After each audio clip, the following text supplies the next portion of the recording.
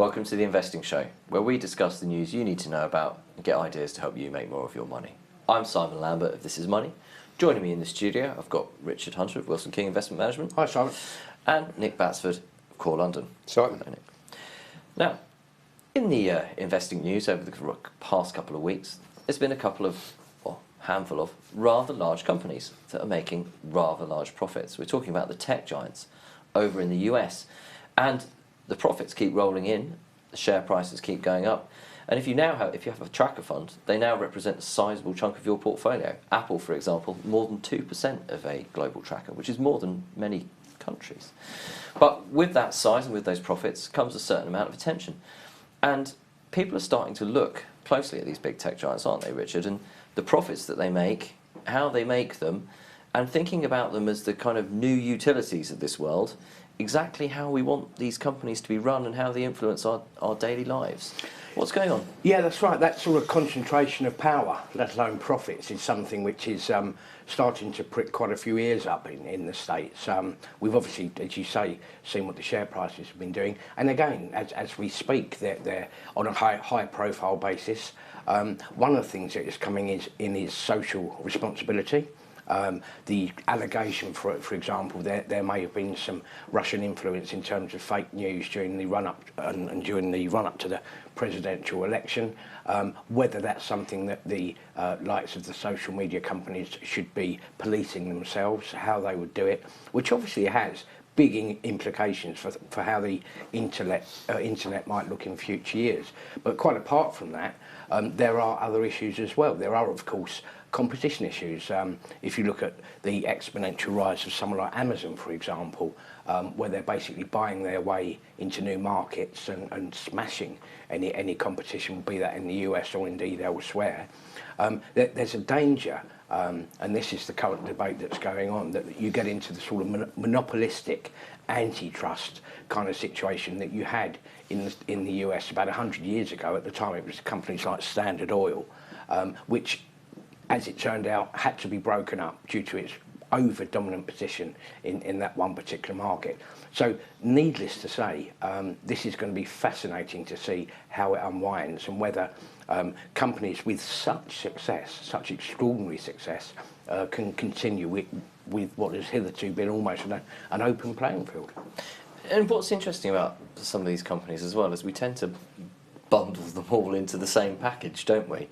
We've got that FANGs label that gets stuck on them. But you've actually got companies that are quite different included in that bundle, haven't you? Because you've got some companies, for example, that are doing, most of them have very big revenues, don't they? They're very big sales. But you have some companies that make quite a lot of profit off that, the Facebooks of this world, for example. And you have other companies like Amazon that actually, compared to the sales that it does, its profits are relatively small, aren't they? And then you have Twitter as well, where, again, we think of it as big global company, really shaping people's opinions, but again, not really making that much money.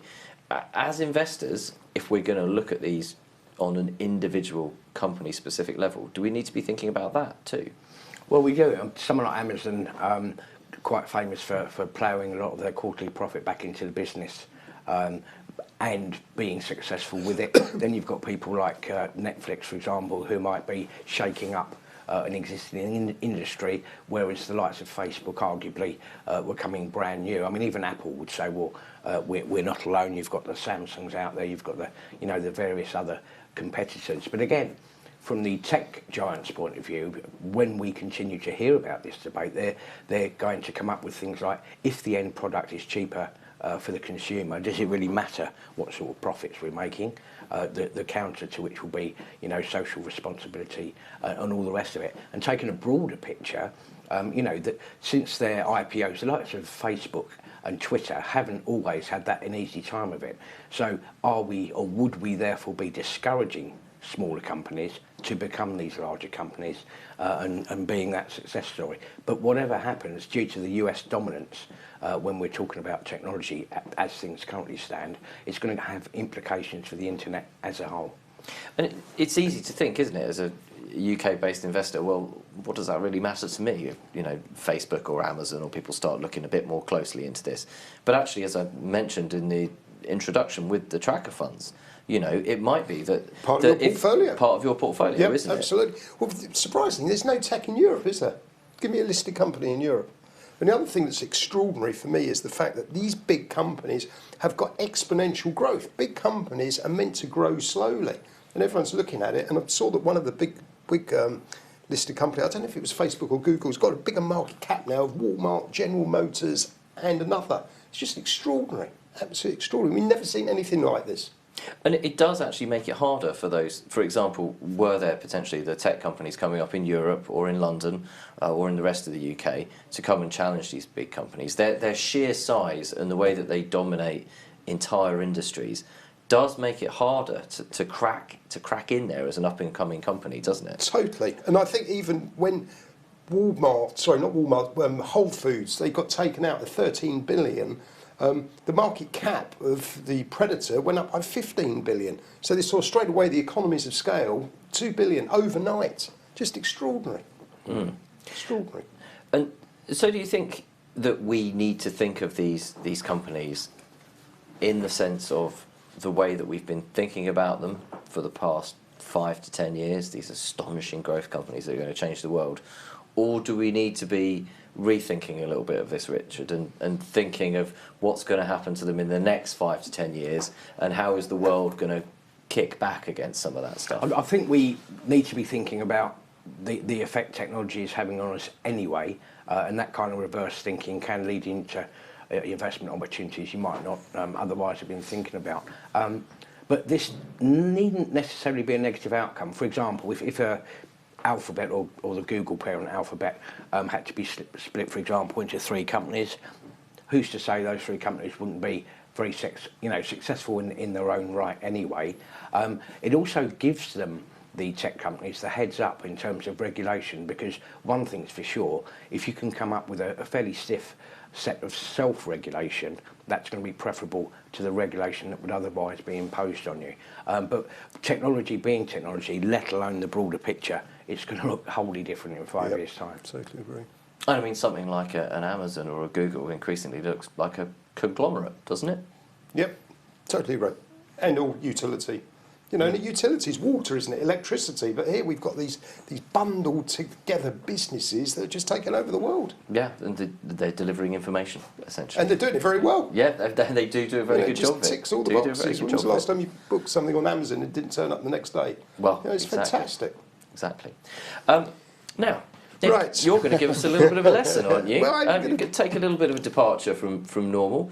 And we hear a lot of talk whenever people start speaking about market corrections. You'll hear the noise from the investment world about how they might be hedging, or they might be, using some options, using some puts or whatever.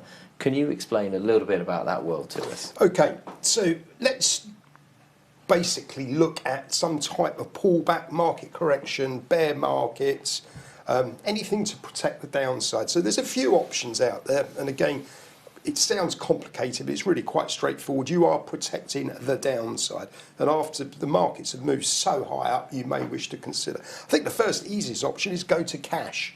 Now, market timing, tops and bottoms, we've all been in the markets for many, many years, okay? That's the most difficult game in the world. Picking a market top, I don't know anybody who's done that consistently over the last 100 years, let alone 10 years, okay? Lots of doom sayers in the press, this is a market top because of technical analysis, fundamental analysis, or sentiment, but it's very, very difficult. You only know about a market top after the event.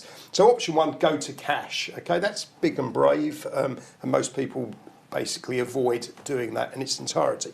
Then what we can do is we can buy something called a put option. Now this basically, you're risking a premium paid, okay? If the market goes down, you make money. If the market continues to hold and rally, you will lose that premium. But that's protection to the downside. So in 1987, for example, you had the stock market crash. If you'd had some put options in your portfolio on an index, that would have given you some downside protection.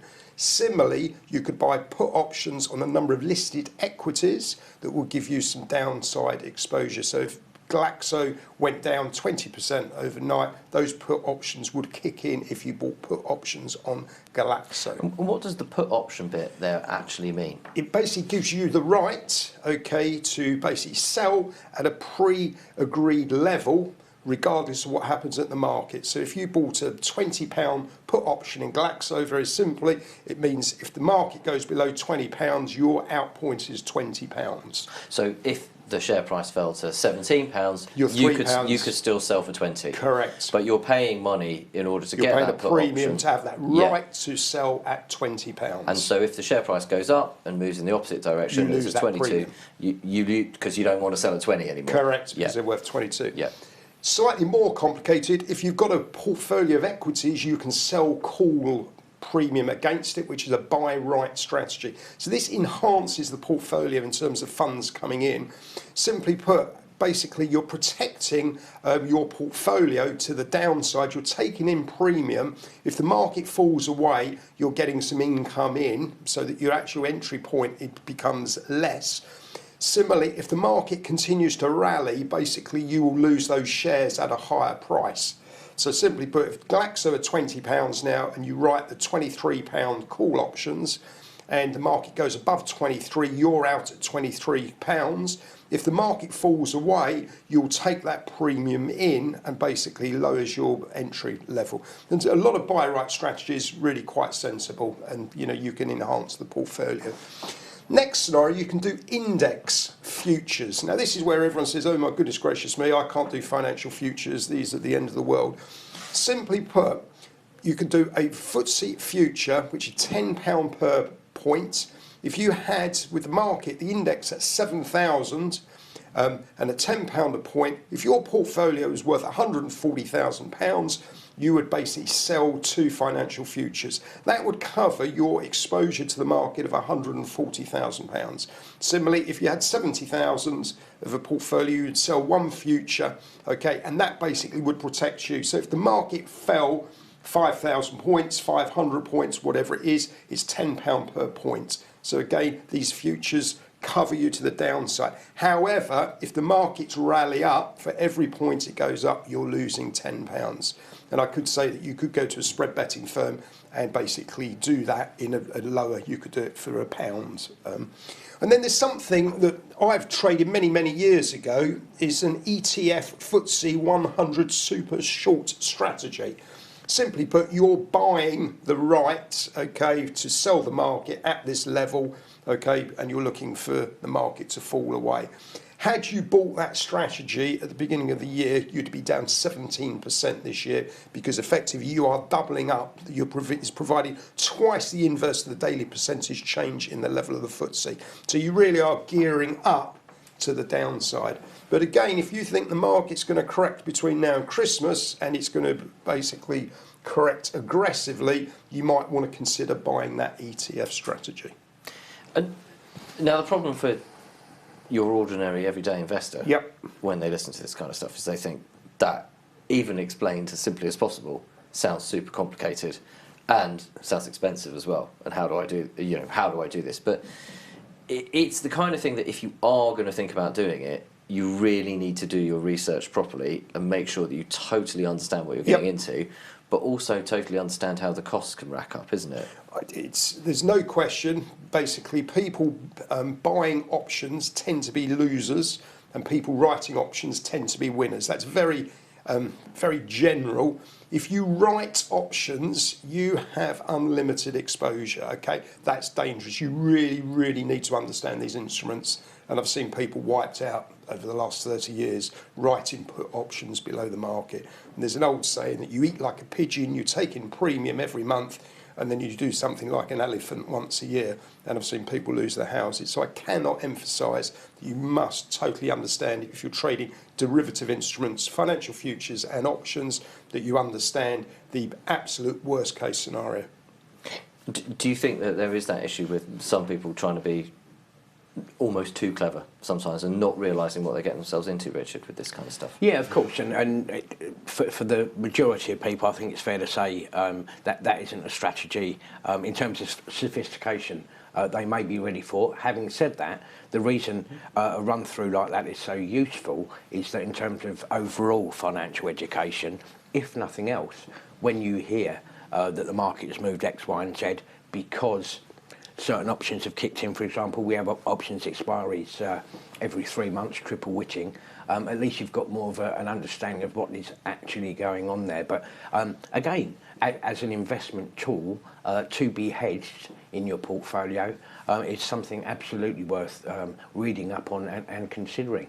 And I think it's fair to say that in the good old days there was something called the 90-10 strategy, where you could aggressively go 10% on something like what Nick's just been describing to actually cover the other 90%, although obviously that would take some of the sheen off your good performance if the market is going up. But in the event of Armageddon, you're pretty much covered as well as you can be. But I think in terms of overall financial education, as much as anything else, there's absolutely no harm whatsoever in considering and researching that kind of thing. Even from the sort of most basic level of not always thinking that you're going to win every Absolutely. investment that you make, or that things are going to always go up. It's going up forever. This Yeah. is why you should be looking at this. And also, things don't go up in a straight line. Chaps, that's all we've got time for. Thank you very much. Thank you very much for watching. Join us next time on The Investing Show. Goodbye.